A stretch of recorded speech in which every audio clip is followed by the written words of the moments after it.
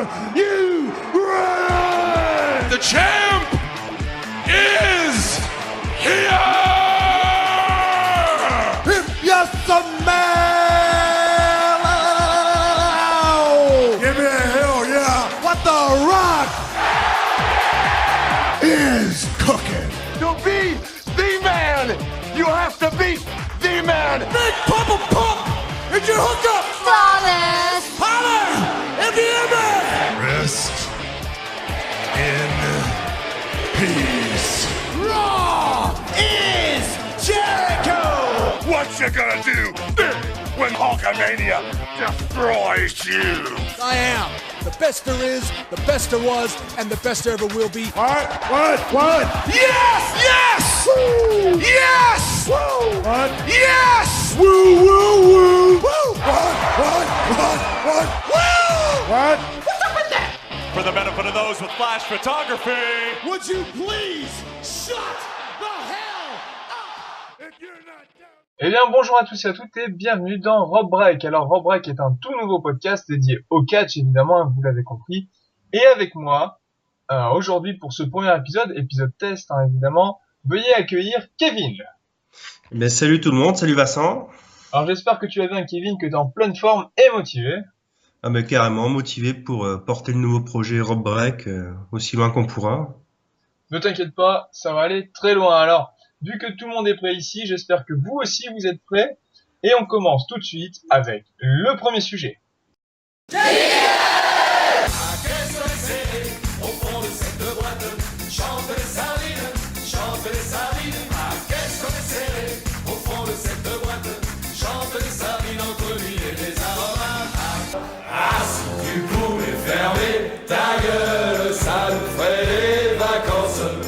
Read my lips! You're fired! Alors ça y est, on rentre dans le vif du sujet. Premier sujet, nous allons parler de SummerSlam. Alors évidemment, avant de vraiment parler de ce pay-per-view, on va quand même se donner un peu les résultats rapides pour se rafraîchir la mémoire, même si le pay-per-view a eu lieu il y a quelques jours. Mais bon, alors on commence avec un pré-show dans lequel Rob Van Dam bat Cesaro. Ensuite, on commence enfin le pay-per-view avec Dolph Ziggler qui bat The Miz pour devenir le nouveau champion intercontinental. On enchaîne avec la victoire de Paige sur AJ Lee qui remporte à son tour à nouveau le titre de Diva. Ensuite, nous avons le superbe flag match dont personne n'a compris les règles et dans lequel Rusev arrive à battre Jack Swagger. Pauvre Jack, il doit vraiment avoir honte de lui aujourd'hui. Ensuite, nous avons le match des bûcherons, même si personne n'est habillé en bûcheron. En tout cas, Seth Rollins a réussi à battre Dean Ambrose dans un finish vraiment chaotique. Ensuite, nous avons le fou Bray Wyatt qui arrive à vaincre Chris Jericho. Et, non, attention. Nous avons aussi le match de Stephanie McMahon contre Brie Bella. Évidemment, Stephanie remporte le match haut la main. Très belle victoire de Stephanie. Bravo Stéphanie. Ensuite, nous avons Roman Reigns qui arrive à battre Randy Orton. Un très très bon match, évidemment. Et enfin, le main event de la soirée. Brock Lesnar devient le nouveau champion de la fédération en battant John Cena après 16 German suplex. Battre est encore un faible mot quand même. Voilà, plutôt laminé, détruit, achevé, mis en miettes. Alors, après ces petits résultats rapides, eh bien, Kevin, qu'as-tu pensé de ce pay-per-view? Ce pay-per-view, attends, excuse-moi, que tu pouvais voir pour seulement $9,99 sur le network. Ou alors avec ta connexion internet sur AB1 en français. Voilà, aussi pour seulement 3 € par mois. Donc grosso modo, j'ai pu faire le live et je me suis laissé prendre dans l'ambiance. Déjà, le public était bon. Ils ont réussi à mettre une bonne ambiance et ça met déjà de l'engoût au match quand on les regarde. Plutôt satisfait dans l'ensemble, pas mal de surprises. C'est vrai que des surprises, il y en a eu quand même sur ce pay-per-view. Même moi, j'ai encore du mal à m'en remettre. Moi d'ailleurs qui fait des petits pronostics, je me suis fait un peu une tollée sur le pay-per-view, mais ça c'est autre chose. Donc il y a du bon, du très bon, il y a du moins bon, comme la plupart des pay-per-view, on me dira. Donc si je dois y aller avec mes coups de cœur pour SummerSlam. Allez, donc, c'est parti. En premier, la victoire de Dolph Ziggler. Le mec, même s'ils essayent de l'enterrer, il reste toujours vachement over. Les gens le réclament. Il peut enfin retoucher une ceinture, le titre intercontinental, en espérant qu'il puisse garder un petit moment de titre, qu'il ait un règne solide. On peut toujours espérer, mais c'est vrai qu'avec les titres mineurs, c'est pas forcément facile depuis un certain temps la WWE. Alors justement, je me permets de te couper quand même vite fait là sur Dolph Ziggler. T'as dit qu'ils essaient de l'enterrer, mais d'après ce qu'a dit, non. Si on se rappelle bien de ce qu'a dit plutôt Triple H il y a quelques temps, tout le monde pense qu'il n'aime pas Dolph Ziggler et pourtant c'est le contraire. Et là, je pense justement que le fait de le faire gagner contre The Miz, je pense qu'il commence à réavoir un nouvel intérêt pour lui et que peut-être qu'il était pas trop blessé, mais peut-être qu'il avait du mal à vraiment se remettre de sa blessure et donc ils ont pas voulu le relancer sur un titre. Faut pas oublier non plus qu'il a perdu son titre principal très rapidement à cause d'une blessure. Donc c'est vrai que ça a un peu coupé tout son élan, mais bon. Là, je pense qu'il est parti pour briller à nouveau. Hein. Après, c'est vrai que généralement, si un lutteur surtout à qui on donne le titre mondial, se blesse peu de temps après, c'est dur je pense que c'est dur pour les officiels de retrouver, je peux dire, un intérêt ou être sûr de pouvoir le relancer dans le main event ou quoi, sans avoir de peur qu'il se reblesse à nouveau. Voilà, c'est ça. C'est vrai que ça joue aussi, hein. Donc, niveau coup de cœur, après, j'ai eu le fameux Lumberjack match, hein, qui est juste à 100% du début à la fin. C'était complètement fou. T'as dit que personne n'était déguisé en bûcheron, pourtant Daniel Sando était déguisé en bûcheron. Oui, j'y ai pensé après l'avoir dit. C'est vrai que Sando était déguisé comme d'habitude dans un sens, mais oui. Mais ouais, c'est quand même une rivalité. Ils ont réussi à pousser au point qu'on veuille voir le match, ce qui se passe. Sachant que les deux peuvent pas se piffrer depuis le split du Shield. On en parlera un peu plus tout à l'heure. Hein. On va en parler tout à l'heure. Et donc, ils nous avaient déjà teasé un match à Battleground qui n'a pas eu lieu. Donc, ça a permis d'attendre encore plus le match de SummerSlam et j'ai pas du tout été déçu par ce qu'ils nous ont offert. Et ensuite, mon dernier coup de cœur, c'est le main event. Alors, même pas en soi le résultat, mais plus le côté booking, où la WWE a quand même eu les couronnesses, hein, de nous faire un squash match en main event du deuxième plus gros pay-per-view qu'ils ont, quoi. C'était quand même osé, il fallait le faire, ils l'ont fait. Maintenant, à voir ce que ça va donner par la suite, mais pareil, on y reviendra tout à l'heure. Voilà, en effet, ne gâchons pas la surprise. Voilà. Et sinon, dans ce qui m'a moins plu, il y a tout le reste. Surtout le pré-show, quoi. J'aime énormément Rob Van Dam. C'est un lutteur qui m'a marqué quand il était à son top, hein, il y a plusieurs années en arrière. Mais de là à le faire gagner en pré-show contre Cesaro, alors que Rob Van Dam doit prendre une pause là en plus de ce que j'ai vu apparemment. J'ai trouvé ça un peu moyen, mais bon. Après, les bookings et les décisions de booking, c'est autre chose. De toute façon, c'est pareil, hein. Cesaro, on en reparlera un peu plus tard. Voilà. Alors, en général, quand même, quel est ton avis général sur le pay-per-view? Est-ce qu'il vaut le coup? Est-ce que c'est pas le meilleur, mais l'un des meilleurs pour le moment de l'année au sein de la WWE? Le meilleur, non. Pour moi, pour l'instant, le meilleur, et ça va être dur de battre, reste WrestleMania 30. Où en tant que fan de catch, je suis passé par tous les stades émotifs possibles. Ouais. Mais sinon, énormément de surprises. La WWE a pris des risques dans son booking. Pour une fois, ça faisait un moment que c'était pas arrivé tout le long de la pay-per-view, j'ai envie de dire. Où on était un peu en suspense sur la plupart des matchs. Donc, la pay-per-view à regarder, quoi. Voilà, moi j'ai beaucoup aimé, j'ai pu voir sur le net beaucoup d'avis opposés où des gens disaient qu'il n'y avait pas grand chose à se mettre sous la dent. Je suis pas d'accord. Le niveau in-ring des matchs, c'est pas toujours au niveau top, mais c'était assez construit pour être regardable et à aucun moment je me suis dit je suis en train de me faire chier, c'est long. J'ai regardé avec beaucoup d'engouement, quoi, j'ai envie de dire. Bon voilà, tant mieux, parce que c'est vrai que les pay-per-view à WWE, on a tendance des fois à être un peu déçus de ce qu'on a. Là c'est sûr, hein, SummerSlam est vraiment un bon pay-per-view, il n'y a pas à dire, hein, je le conseille à tous ceux qui n'ont pas encore vu. Pour ma part, le gros coup de cœur, ça reste la victoire de Dolph Ziggler. Hein. C'est vraiment énorme.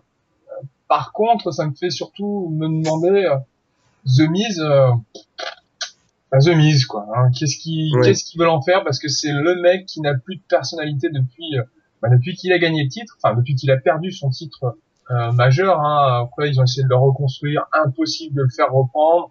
Et là, on le voit, il revient, il gagne le titre, il le perd quasiment aussitôt. Voilà, en tout cas, Dolph Ziggler a offert un très bon match comme d'habitude, et c'est vrai que ça fait quelques temps qu'on le voit monter à nouveau, et ça fait très plaisir de le voir à nouveau avec le titre. Mais carrément. Voilà. Après, au niveau des autres coups de cœur, qu'est-ce que je pourrais dire? Second bon match, voire très bon match pour moi, ça reste Bray Wyatt contre Chris Jericho. Hein. Bray Wyatt, il y a rien à dire, ce mec était un vrai monstre. Voilà, c'est... Autant j'avais été déçu de leur rencontre de Battleground, autant là, c'est vrai que le match était beaucoup mieux, j'ai trouvé. Ah oui, très très très intense. Et puis non, Bray est en train de montrer qu'il a quasi, enfin, si, il a encore beaucoup à prouver hein, par rapport à son arrivée au sein de la fédération, mais il est en train d'asseoir son personnage et de montrer vraiment de quoi il est capable. Je pense que d'ici quelques années, 2 ans maximum, il arrivera quasiment à son apogée, quoi. Puis après, il faudra évidemment qu'il arrive à garder cette importance, cette qualité qu'il a déjà. Et c'est un mec qui arrive à te donner la chair de poule quand même. Moi, je l'entends parler, Donc, mais justement, voilà. c'est ça, il arrive à garder à susciter l'intérêt des gens envers lui. Le mec est buildé comme un heel, et au final, il entre, tu vois tous les téléphones portables allumés, les lumières. Voilà.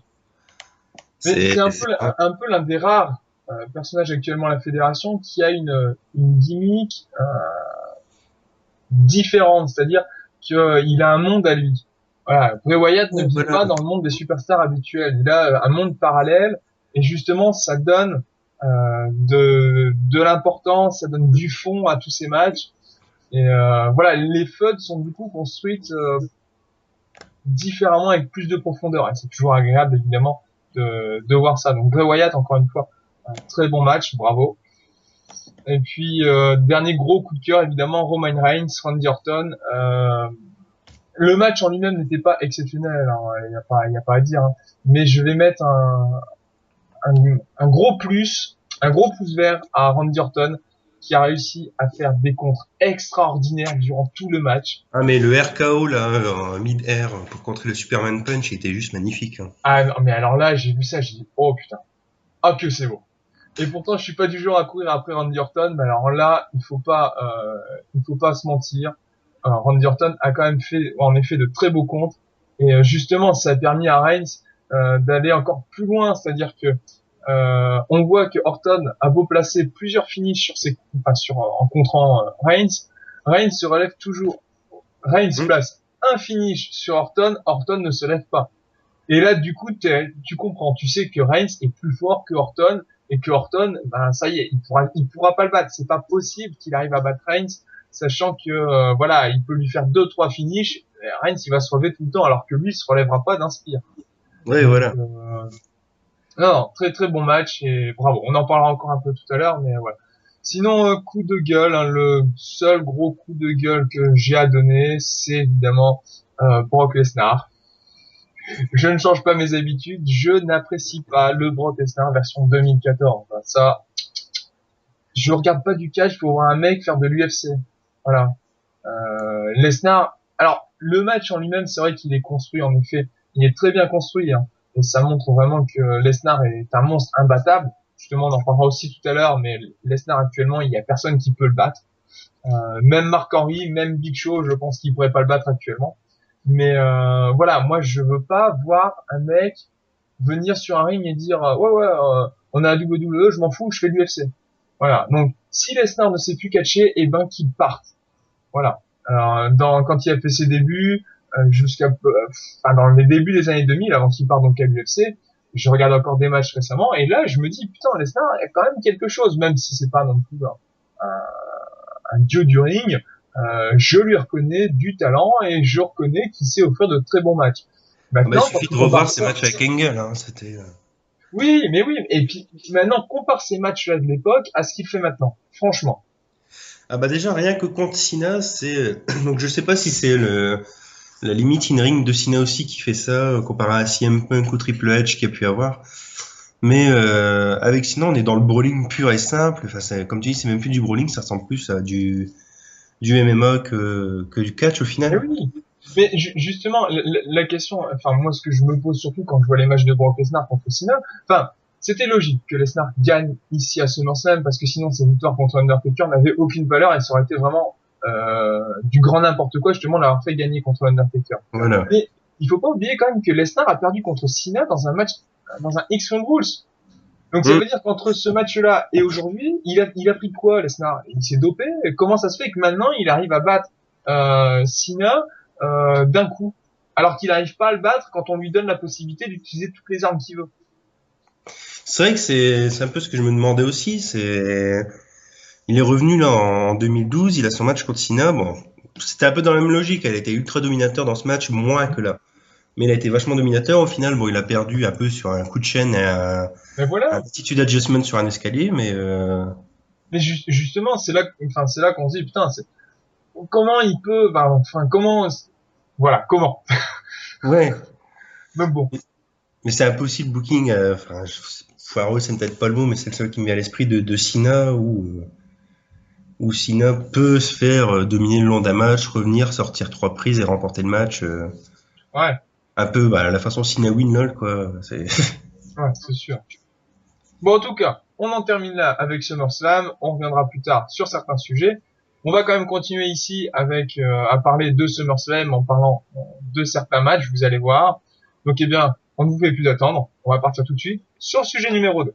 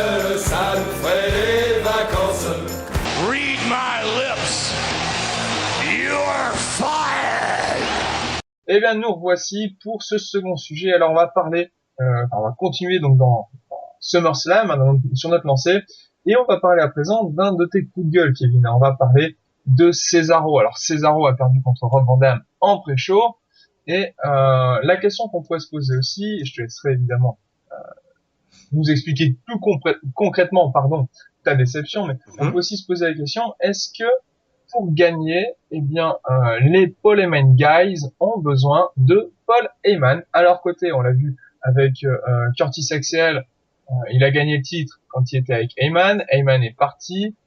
Maintenant, il est avec Ryback, il fait un peu, il joue un peu dans le bac à sable pour enfants. Il fait des matchs de jobber quasiment. Et là, on voit Cesaro qui, depuis que Heyman est reparti avec Lesnar, eh bien, il est un peu en chute libre, légère, mais il commence. Oui, mais justement, c'est ça. Tu prenais le cas Curtis Axel. Hein. Ils lui ont mis Paul Heyman. Tout le monde le voyait un avenir brillant. Il est avec Paul Heyman. On lui donne le titre intercontinental. Alors je sais pas si la sauce a pas vraiment pris ou quoi, on lui enlève Paul Heyman et au final, comme tu dis, se retrouve avec Ryback pour faire une tag team parce qu'il faut caser les deux. Voilà, en plus. Et puis voilà, point, ça s'arrête là. Il fait son job, hein, mais c'est tout, ni plus ni moins. Et pour Cesaro, le truc c'est ils l'ont mis avec Paul Heyman juste après sa victoire à WrestleMania. Donc Cesaro depuis début 2014 avait quand même un booking assez fort. C'est vrai qu'il est très bien lancé à la base. Hein. C'est un mec qu'on voit assez rapidement, limite prendre une place de main eventer dès qu'il a touché la première ceinture, titre US de mémoire. Oui, c'est ça. À partir de là, on a tout de suite eu l'impression qu'il allait vite partir sur le main event. En plus, quand il a été mis avec Heyman, là c'était encore plus envisagé. Et pourtant, là, on se rend compte qu'il retourne en case départ, au milieu. Ah, puis en case départ, c'est quand même une défaite en pré-show contre un lutteur qui, comme je disais tout à l'heure, que j'apprécie beaucoup, mais qui n'est plus là à temps complet. En pré-show en plus, quoi. Merde, c'est le match de 7 minutes coupé de pub sur YouTube.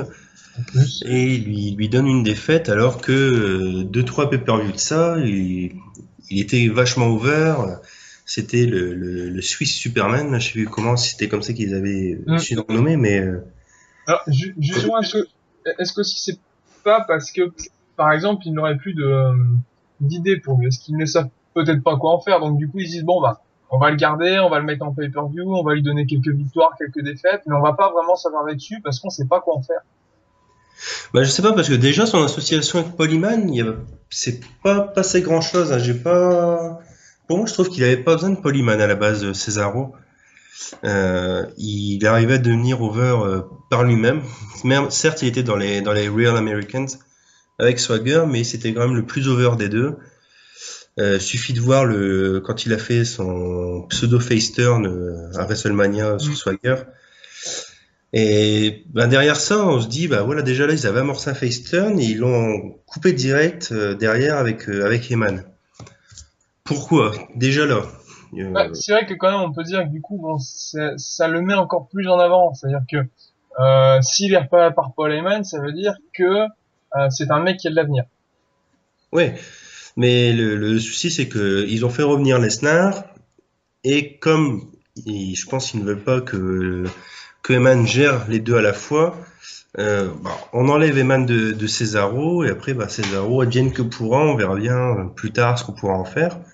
Et c'est dommage de casser un build comme ça, quoi. Alors c'est vrai qu'en plus là tu parlais justement de Cesaro et ses matchs contre Swagger. Depuis qu'il a quitté les Real Americans et puis que Swagger est parti en feud contre Rusev, on se rend compte que les gens ont un peu tourné leur veste concernant Cesaro. Hein. Il suffit d'écouter les gens quand il arrive. Mais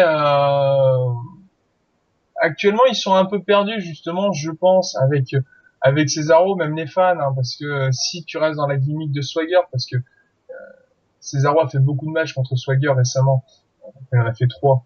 Mais justement, s'il est coltiné à des matchs contre Swagger, les gens vont plus vraiment s'intéresser à lui, étant donné que c'est Swagger qui est mis en avant. Oui, voilà, c'est ça. On a pu le voir. Swagger était incapable de prendre une victoire sur Cesaro. et du jour au lendemain, ça devient l'inverse. Voilà, c'est ça, c'est ça. Et voilà, c'est là que c'est un peu difficile, je pense, qu'en même temps tout le monde est perdu avec Cesaro, c'est-à-dire que les gens l'aiment bien, mais si tu suis la storyline, bah t'es pas censé l'aimer, et puis il a pas vraiment d'adversaire. Bah, c'est surtout ça. En fait, j'ai quand même remarqué qu'on était à une période où, à part cas exceptionnels, Heel et Face, les gens ne cherchent plus vraiment à savoir qui est Heel, qui est Face. Ils encouragent celui qu'ils apprécient et voilà. Maintenant, comme tu dis, il a pas vraiment d'adversaire, il a pas de feud particulière. Alors que à WrestleMania, on lui fait porter le Big Show, on le fait éliminer le Big Show, un peu en clin d'œil à Hogan, André le Géant, WrestleMania Ouais, 3. ouais. Euh, ouais, voilà, c'est un peu une incohérence sur son sujet. Alors justement, Sachant, tiens, excuse-moi, vas-y, termine, je te dirai. sachant qu'il est talentueux, il a la puissance, il est technique. C'est ça le truc. Ils ont un bon catcher entre les mains et ils savent pas quoi en faire, j'ai l'impression. Alors justement, d'après toi, qui pourrait être le nouvel adversaire de Cesaro? C'est-à-dire avec qui il pourrait faire une feud assez complète et intéressante? Bah, là, actuellement, comme ça de tête. Bah, j'ai vu qu'ils voulaient essayer de le relancer contre Sheamus. Ouais. Mais est-ce que la feud sera intéressante? D'ailleurs, Bah, il est où, Sheamus? Je sais même pas où est-ce qu'il est.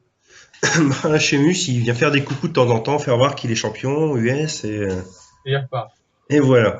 Et justement, ils veulent refaire apparemment une feud autour du titre US, mais c'est un peu du déjà vu de ce qu'on a eu début d'année aussi, ça.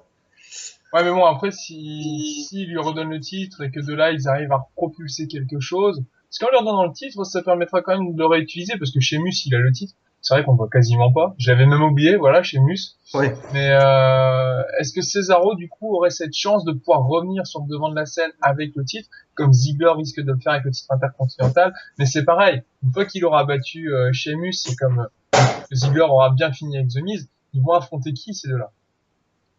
Avec qui ils vont avoir une feud intéressante, quoi. Il y a ce problème. Alors c'est vrai qu'ils vont essayer de lancer, je pense, plusieurs mecs de NXT sur le roster principal, mais même,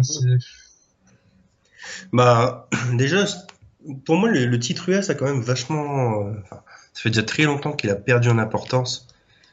Moi, le titre US me donne l'impression que bah, on a une ceinture en plus, on va la donner à quelqu'un histoire de lui donner une ceinture. Et puis voilà.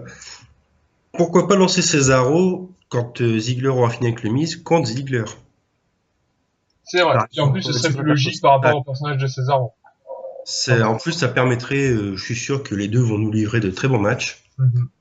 Donc, ça permettrait de relancer un intérêt pour Cesaro, remettre une bonne feud autour du titre intercontinental.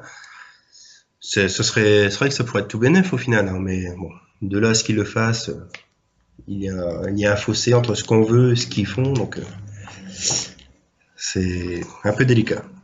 Alors justement, vous qui nous écoutez, si vous avez une idée de qui pourrait affronter Antonio Cesaro et évidemment offrir une belle feud par la même occasion, eh bien n'hésitez pas à nous dire à la fois sur la page Facebook d'Europe Break ou alors en commentaire sur cette page YouTube sur laquelle vous écoutez actuellement le podcast. Et puis eh bien on en débattra ensemble à nouveau. Alors on va passer à présent au troisième sujet, Kevin, si tu es d'accord. Ouais, Oui. ouais, bien sûr. Alors on se retrouve dans quelques instants pour le troisième sujet.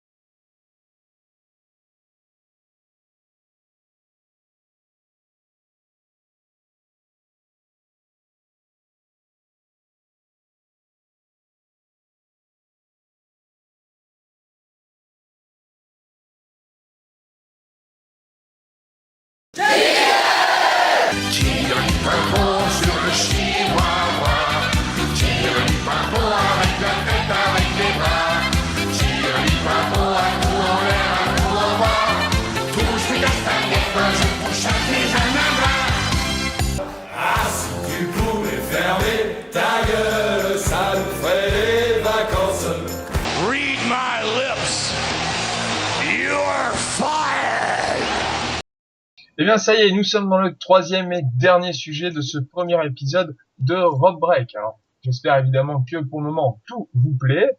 Et en tout cas, ne quittez pas, hein. Nous avons encore un sujet, comme je viens de vous le dire. Le dernier sujet va parler du Shield. On reste toujours dans la continuité de SummerSlam, mais ce coup-ci, on va essayer de voir un peu comment ont évolué donc les trois membres du Shield, hein, c'est-à-dire Roman Reigns, Dean Ambrose et Seth Rollins. D'ailleurs, on va commencer par Roman Reigns. Donc, il a eu un match à SummerSlam contre Randy Orton, le plus gros match pour le moment de sa carrière, hein, si je ne me trompe pas.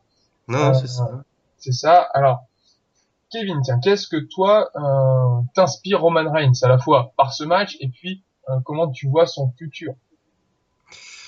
Vu que la WWE veut un peu en faire le nouveau Golden Boy de la fédération, je me fais pas trop de soucis quant à son booking, sauf si vraiment il y a un truc qui foire d'ici là. Vu le booking qu'il a, il peut facilement atteindre le main event de la fédération. À voir maintenant s'ils vont faire ça vraiment crescendo ou s'ils vont pousser le truc pour aller encore plus vite avec lui.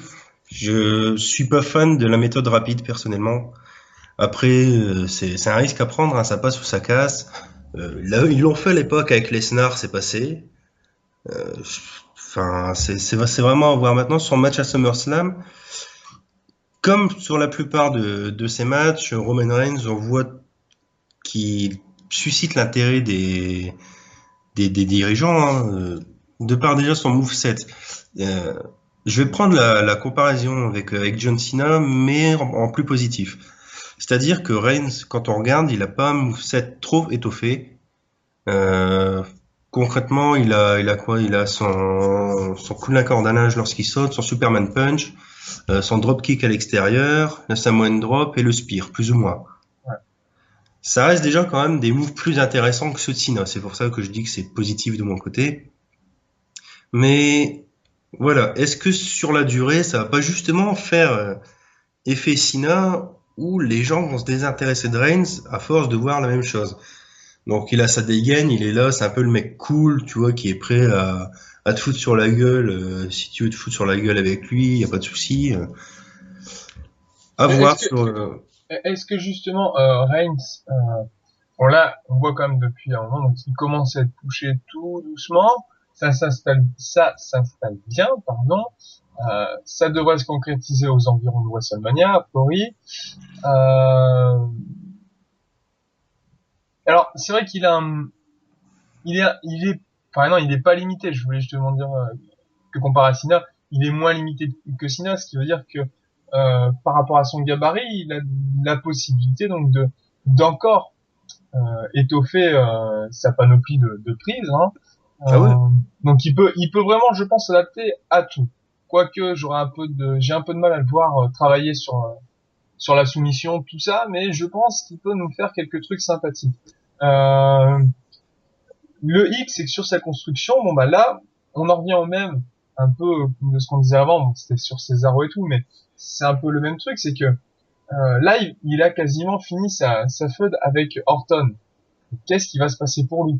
C'est ça le problème, c'est-à-dire que c'est un mec qui monte en puissance, mais là, c'est comme s'ils l'ont coincé à cause de Lesnar et que du coup, eh ben, soit il va finir jusqu'au prochain WrestleMania à faire des matchs contre Randy Orton, soit, ben, on sait pas ce qu'il va faire parce que les gens l'aiment bien, Reigns, hein, c'est devenu, j'ai envie de dire, le nouveau Bryan, hein, par rapport à l'engouement qu'on a autour de lui, soudainement. Ouais. Mais voilà, Bryan est quand même a été utilisé, il est monté, même si quand il a eu le titre, bim, d'un coup, il est passé en second plan. Hein. On se rappelle qu'il y a eu à ce moment-là cette différence, enfin, cet écart qui s'est fait entre donc Bryan champion et puis ce qu'ils étaient en train de monter avec The Authority. Donc voilà, là c'est comme l'impression, j'ai cette impression, pardon, qu'on se retrouve encore une fois avec justement un double palier entre Reigns et le main event. Et donc Reigns, il est bloqué juste en dessous de Lesnar parce que de toute façon, Lesnar, on peut pas le battre. Non mais c'est ça en fait. Ils ont tellement booké Lesnar limite trop fort qu'ils ont bouché eux-mêmes le main event pour le reste. Donc au même titre que Cesaro tout à l'heure dans un moindre plus bas dans la carte, là, avec Reigns, on est un peu plus haut. Qui ils peuvent lui mettre derrière après Orton? Donc, il y avait des rumeurs avant qui parlaient de Triple H. Mais même s'il Ça devra s'est un peu affronter, perdu, hein, apparemment. même s'il devra affronter Triple H, ce serait bien. Je dis pas le contraire. Je suis pas contre. Mais comment avec ce qu'ils sont en train de d'écrire en ce moment, comment ils peuvent l'amener à l'affronter? Parce que il peut pas aller réclamer une chance au titre. Quelle serait la raison pour Reigns d'aller s'en prendre à Triple H et à Triple H d'aller s'en prendre à Reigns, vu que Reigns ne pose plus aucun problème à Triple H? Bah, peut-être avec le fait qu'il vient de battre Orton, ils peuvent organiser un truc avec Reigns qui partirait, je sais pas, soit vers qui voudrait partir vers le titre ou quoi. Ouais. C'est vrai qu'on peut essayer d'imaginer ça. Alors, avec SummerSlam, c'est vrai que le pay-per-view donc était très agréable, mais on peut se poser beaucoup de questions sur l'avenir de certains lutteurs, hein, justement, parce qu'on a cette position de main event de bloqué. Tiens, on va reprendre Cesaro, mais pourquoi Cesaro n'affronterait pas Reigns? Je pense que pour qu'il remette face à Reigns, il faudrait redonner un peu de crédibilité à Cesaro. Justement, avec un titre. Si Cesaro remporte un titre, pourquoi pas? Mais pareil, Reigns, il le boucle fort, donc je le vois pas avec un titre intermédiaire en fait. C'est ça le souci de le pousser vers le main event, c'est que pour moi il est déjà trop pour avoir un titre intercontinental par exemple. C'est vrai. Bon, après, nous ne sommes pas des Vince McMahon, hein, on va pas Ah se oui, c'est mentir. sûr. Nous, on a des suppositions. Mais voilà, on ne dit pas non plus ce que Vince doit faire, hein, c'est plus justement essayer de réfléchir à comment il pourrait nous amener ça, parce que c'est vrai que là, bon, on est un peu tous bloqués hein, sur Reigns. D'ailleurs, c'est la même chose avec les deux autres hein, du Shield, Ouais. Dean Ambrose et Seth Rollins. Alors on va commencer par Dean Ambrose. Donc bon, la feud entre les deux est assez agréable, même si j'ai été vraiment déçu de la stipulation pour le pay-per-view, un Lumberjack match. Enfin, franchement, j'ai pas vu vraiment l'intérêt de ce match, surtout quand on voit le finish. Et donc, pour moi, à ce moment-là, c'était plus logique justement de mettre un False Count Anywhere ou un no DQ ou ce qu'ils ont proposé le lendemain à Raw. Donc voilà, bref, on va pas s'attarder sur la stipulation, mais Dean Ambrose, à un moment donné, il va quand même terminer sa feud avec Seth Rollins. Alors elle peut durer très longtemps, hein, elle peut durer jusque quand Rollins n'a plus la mallette. Mais c'est pareil, est-ce que Dean Ambrose, lui, par contre, a la carrure d'aller dans le main event, ou est-ce qu'il est bloqué dans le mid-card? Parce que quand on regarde les deux autres, on a plus l'impression que Ambrose sera toujours l'éternel dernier qui restera dans le mid-card. Surtout que à la base du Shield, Ambrose était quand même celui qui devait sortir du lot et quand le Shield est arrivé, c'était le type promis à bel avenir au main event. Exact, c'est ça. Car voilà, c'est vrai qu'il a une gueule, il a un charisme, il a un personnage. Dans le ring, il est loin d'être mauvais, je trouve personnellement. Maintenant, je le compare un peu à Roddy Piper, dans le sens où il peut être face ou heel en gardant le même personnage, ça va poser aucun problème. Mais derrière, Piper, même s'il a touché au main event, il a jamais touché au titre mondial. J'ai peur que ça fasse un peu la même chose pour Ambrose. Puis il a ce qu'il faut pour être un main eventer, mais est-ce qu'il en sera? C'est ça le truc. Est-ce qu'ils vont le lancer en main event? Pareil, donc comme tu disais, il a sa feud contre Rollins. Qu'est-ce qu'il va faire après Rollins? C'est le grand point d'interrogation également. Parce que c'est vrai que quand on prend Reigns par exemple, on peut très bien aller plus loin. On peut s'imaginer à WrestleMania, on peut s'imaginer qu'il gagne le titre. On peut s'imaginer déjà après il y aura des défenses, donc on sait qu'il va continuer à un bon moment. On va surtout à ce moment-là penser qui pourra le battre. Voilà, il peut très bien, pourquoi pas, affronter en même temps The Rock. Hein, ils peuvent très bien faire une feud avec une histoire de famille. Hein, sur WrestleMania, ça peut être très bien. Et donc voilà, on peut imaginer des trucs pour Reigns, on peut imaginer des trucs pour Rollins. Et d'ailleurs, on va en parler dans quelques instants, mais on peut imaginer que Rollins remporte la mallette ou même ne la remporte pas, mais on sait qu'après, dans tous les cas, il va rester proche de Triple H pendant une période, donc il va avoir quelque chose contre Triple H, enfin avec Triple H. Et donc pareil, on peut encore durer une certaine période derrière. Il peut avoir une revanche parce que Triple H peut lui redonner une chance au titre parce qu'il est dans ses petits papiers. Mais Ambrose, il est au milieu de tout ça.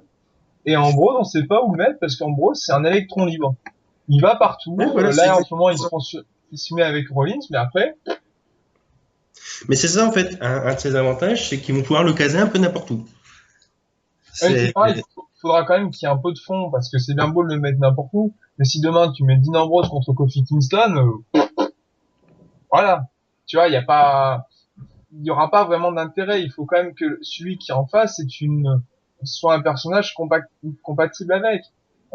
Par exemple, il faut avoir des mecs pas forcément dérangés, mais un peu, voilà, Randy Orton pourrait faire un bon adversaire pour Dean Ambrose, parce que ça reste dans le style à Seth Rollins au niveau de la gimmick, de l'attitude. Donc voilà, mais il n'y a pas non plus 15 millions de personnes qui peuvent être logiques. Après bon, la logique ici, ça fait 8. Hein. Mais bon.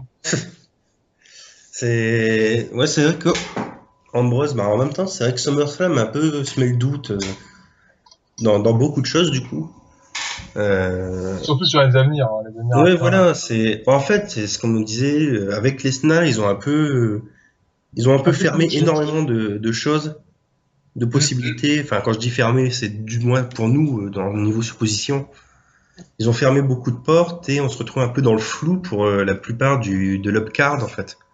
Et d'ailleurs, justement, en parlant de Lesnar qui bloque le main event, on va parler de Seth Rollins, parce que Seth Rollins, c'est quand même Mr. Money in the Bank. Ouais. Sauf que là, c'est Lesnar quand même qui est en face de lui. Bah, de toute manière, moi, Rollins, je le vois pas du tout tenter un cash sur Lesnar, ça n'aurait pas de sens déjà.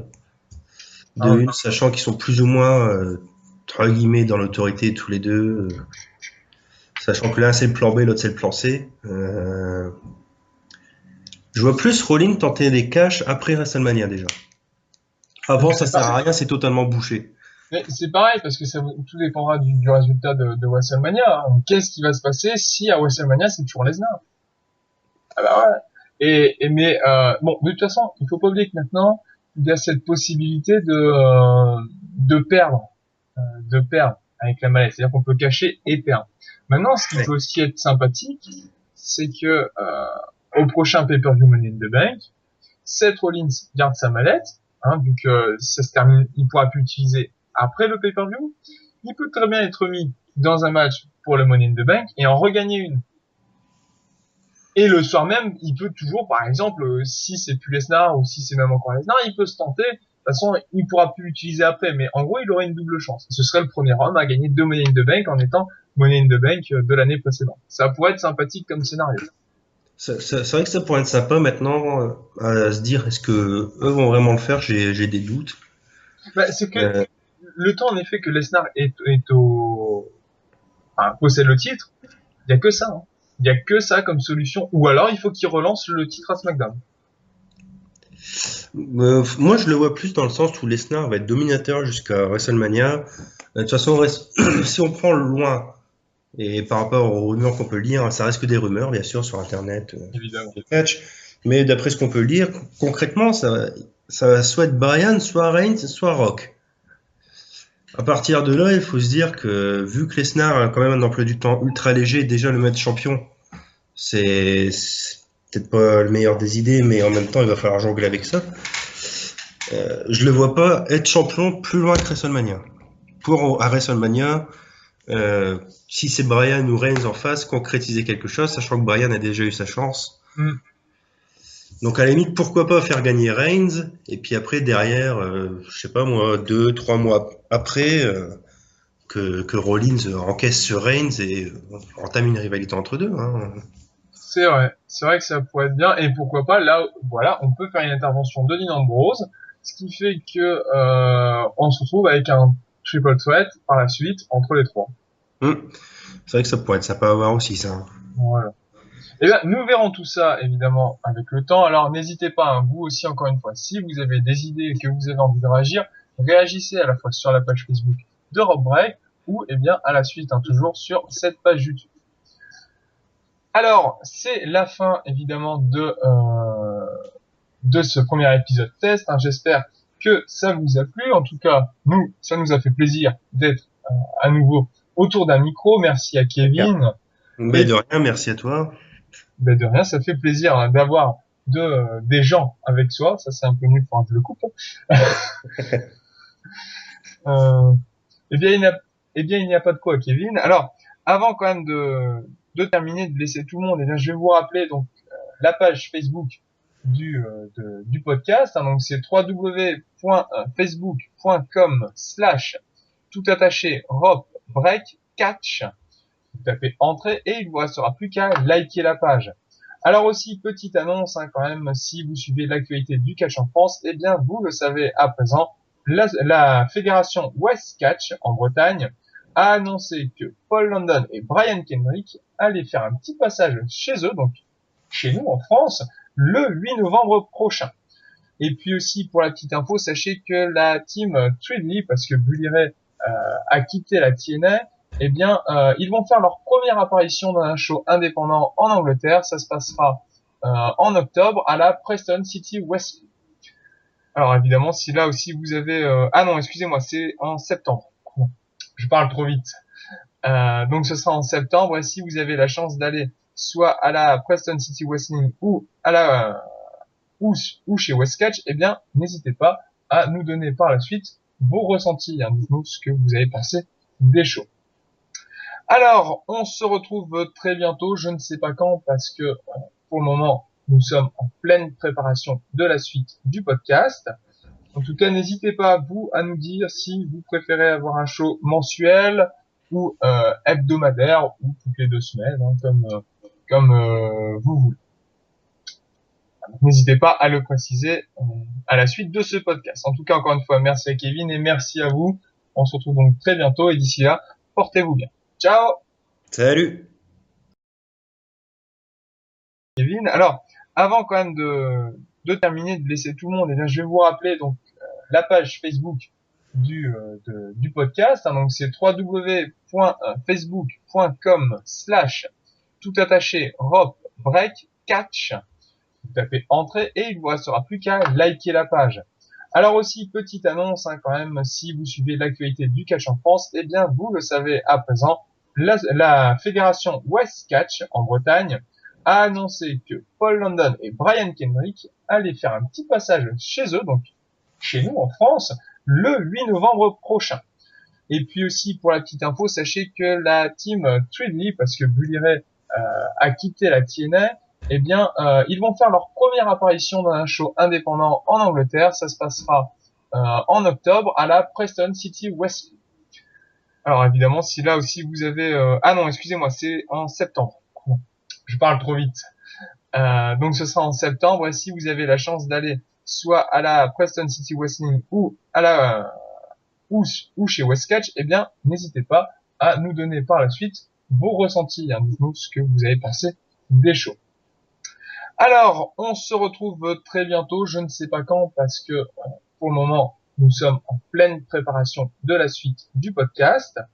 En tout cas, n'hésitez pas, vous, à nous dire si vous préférez avoir un show mensuel ou hebdomadaire ou toutes les 2 semaines, hein, comme vous voulez. Donc, n'hésitez pas à le préciser à la suite de ce podcast. En tout cas, encore une fois, merci à Kevin et merci à vous. On se retrouve donc très bientôt et d'ici là, portez-vous bien. Ciao! Salut!